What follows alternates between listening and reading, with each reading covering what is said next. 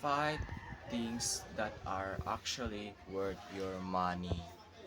Number 1, you will buy me some acrylic markers. Why? Because magaling ako mag-painting nito. Magaling ako mag-painting. Sarili kong painting to. Sarili ko tong painting. Tingnan mo, ayan, bro, dito talaga to pantay. Kaya, magaling, kahit hindi pantay, magaling ako mag-painting. Kaya worth it talaga siya.